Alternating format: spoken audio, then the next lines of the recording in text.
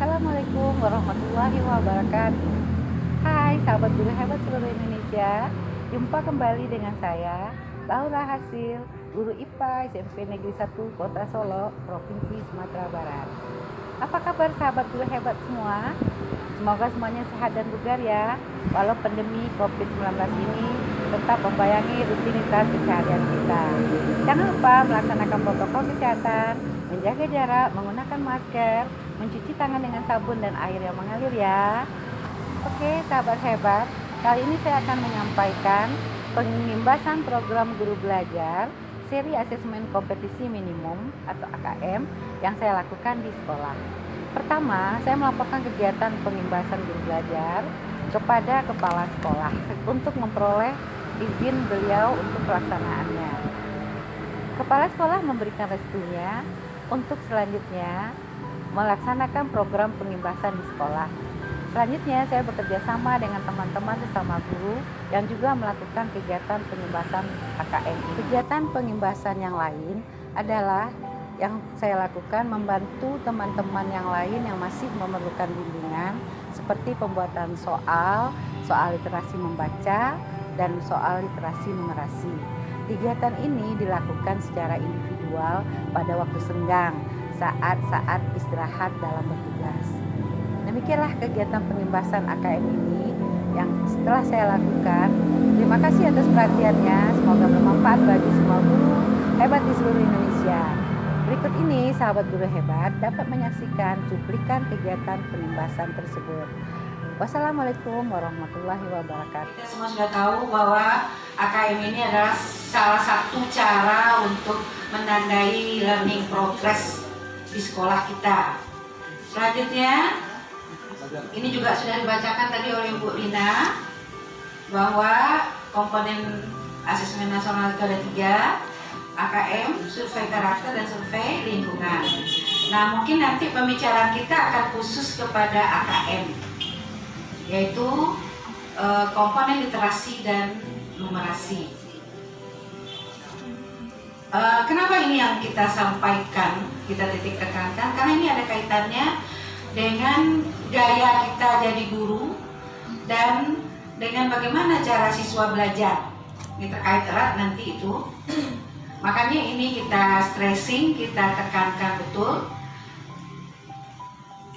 Pertama kita lihat, tadi sudah juga disampaikan bahwa respondennya nanti untuk AKM juga kompetensi dalam akreditasi. Jadi Bapak Ibu, AKM kita ini nanti akan terkait juga dengan akreditasi di sekolah kita.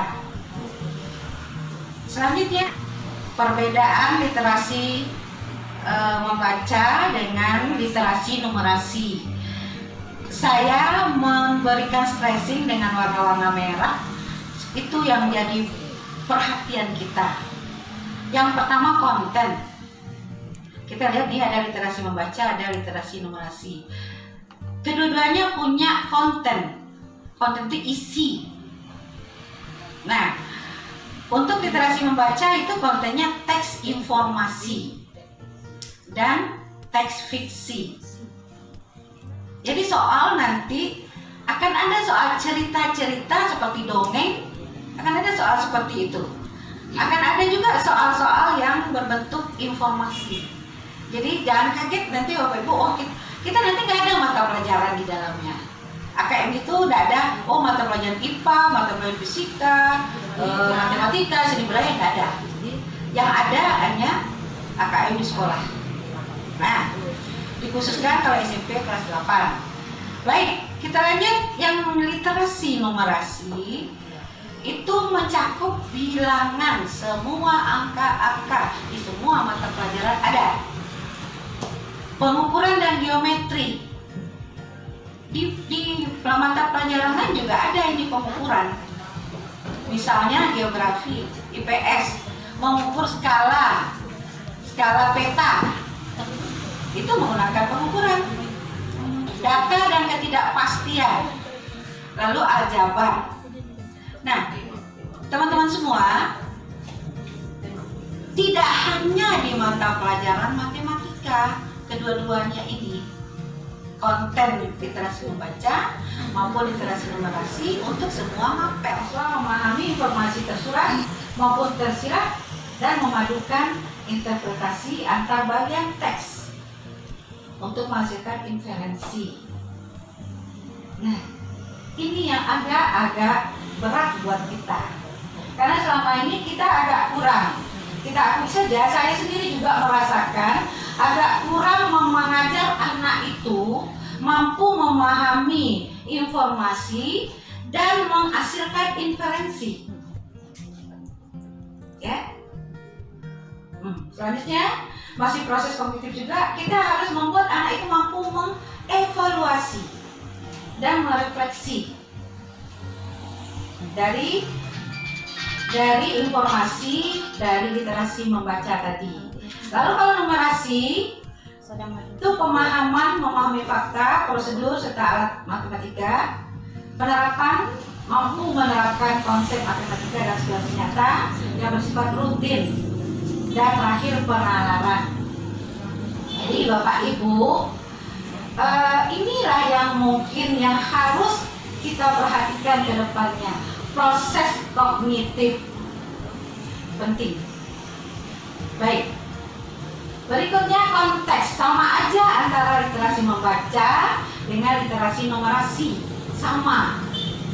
Konteks itu maksudnya hal-hal yang terkait dengan kehidupan, kontekstual. Konteks tersinggung, bersinggungan dengan kehidupan pribadi siswa itu sendiri, kehidupan dalam masyarakat, dan kehidupan dalam bernegara. Nah, itu yang dimaksud dengan konteks.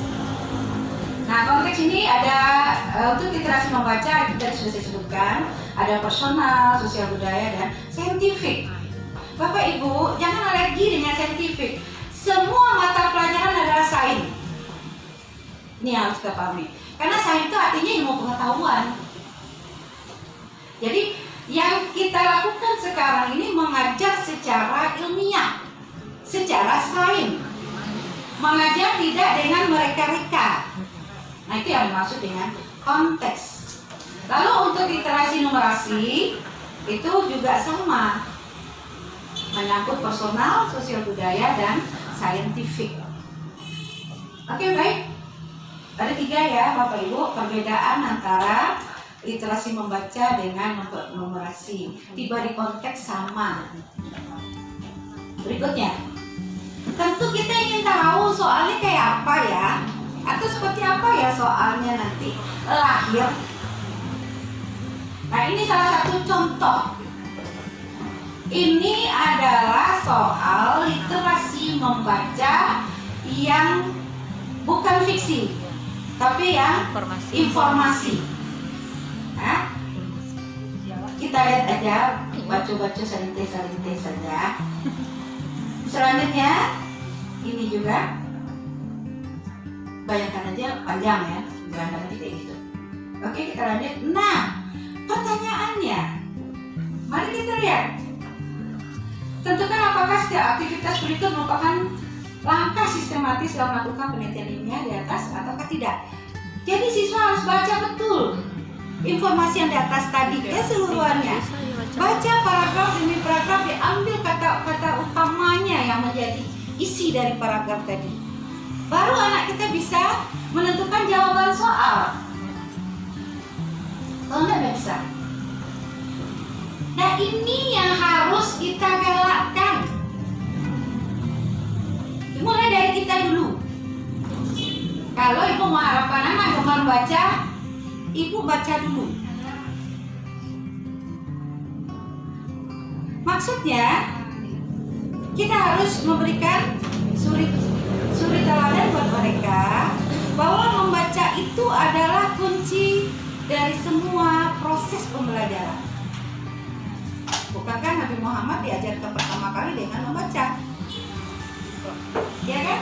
Nah, mari kita ajak anak kita untuk betul-betul membaca literasi. Bapak Ibu nanti akan ketemu seperti soal-soal yang biasa kita buat. Tidak akan ketemu nanti di AKM itu. Jadi seandainya Bapak Ibu tidak merubah gaya mengajar, tidak merubah anak itu gaya belajarnya, nggak akan ketemu yang seperti ini, nggak akan mereka bisa jawab. Nah, kita lanjutkan, kira-kira seperti ini bayangannya. Ini juga. Nah, jadi apa pesannya dari soal tadi? Soal pada AKM mengukur kemampuan murid tidak hanya sampai pada level memahami, namun harus mampu sampai merefleksi isi teks. Merefleksi artinya membayangkan kembali. Oke? Lalu teks, murid tidak hanya dapat memahami isi teks, namun juga mampu merefleksikan pengalamannya dengan hasil lain di luar teks. Artinya bisa mengaplikasikan yang sudah dia baca dengan kehidupannya sehari-hari. Itu yang tadi kita sebut dengan konteks. Oke, konteks. Oke, baik. Nah, soal ini ada kemarin nih waktu kita tes-tesan. Ingat nggak Bapak Ibu? Iya, ingat kan? Iya. Nih, ini soal kelas 8. Anak kita kelas 8 disuruh membaca ini soal literasi numerasi. Disuruh membaca dan dikasih tahu pula jawabannya. Bukan jawaban, artinya diinterpretasikan bahasa pasalnya di atas tadi. Ini kan bahasa pasal nih. Ada obral, ada diskon. Diskonnya bertingkat-tingkat. Nah, ini diterjemahkan juga seperti ini. Tapi Bapak Ibu, pertanyaannya ini 1 dan 2. Jadi bukan pertanyaannya nanti nggak akan ketemu berapa harganya. Oke, berapa harus dibayar kalau kita belanja? Nggak itu yang ditanya. Tapi ini yang ditanya. Oke Bapak Ibu. Kita sudah bisa membayangkan soal-soal AKM nanti seperti apa buat anak kita.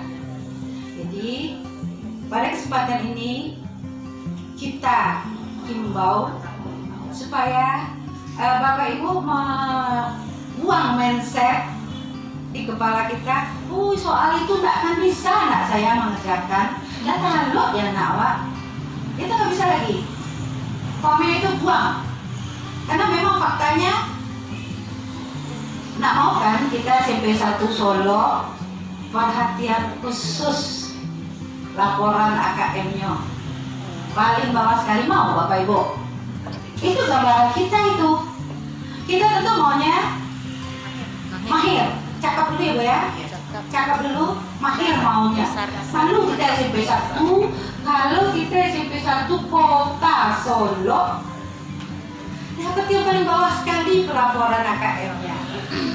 Jadi mari kita berusaha sekuat tenaga untuk mendapatkan predikat sekolah kita ini menjadi yang paling atas, mahir. Ya Bapak Ibu dan teman-teman semua. Jadi pesan terakhirnya dari soal tadi, murid memiliki kompetensi untuk mengolah informasi serta menginterpretasi informasi. Selain itu, murid juga diharapkan mampu bernalar menggunakan konsep matematika yang telah dipelajari untuk memberikan sebuah justifikasi terhadap suatu masalah.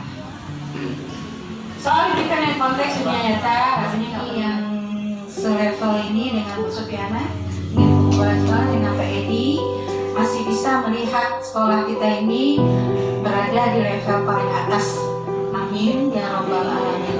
Dan demikian saja Bapak Ibu semua, tidak ada keluar terima kasihnya, sengaja karena masih ada yang menyambung. Wabillahi taufiq wal hidayah. Wassalamualaikum warahmatullahi wabarakatuh.